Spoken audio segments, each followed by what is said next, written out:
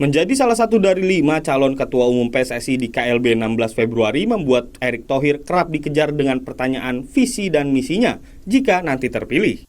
Saat ditemui Senin sore, Erick Thohir mengaku siap maju sambil merendahkan diri untuk niat memperbaiki sepak bola Indonesia agar menjadi bersih dan berprestasi. Namun jika pada pemilihan nanti kalah suara, Erick mengaku tak masalah, asalkan pemilihan nanti tak disangkut pautkan dengan kekuasaan dan politik. Ya saya sih nggak ada strategi, kan saya bilang bahwa saya siap menang, siap kalah. Ya kan? Saya hari ini ya akan merendahkan diri saya untuk memperbaiki sepak bola Indonesia yang bersih dan berprestasi. Tetapi kalau di pemilihannya kalah ya udah, kan ada kerjaan lain juga gitu.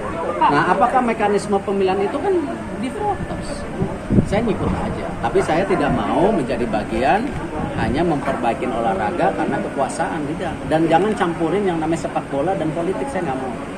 Sebagai orang olahraga, saya udah dari dulu di olahraga, saya nggak pernah mikir, oh jadi ketua prestasi pengen jadi menteri, enggak. Demi Allah, enggak. Private placement. Jika terpilih, Erick berniat memperbaiki kualitas semua level kompetisi liga. Di antaranya dengan memperkuat internal organisasi dan kemitraan yang kuat dengan FIFA serta pemerintah. Karena dengan demikian, urusan sepak bola tanah air akan bisa dituntaskan dengan lebih mudah.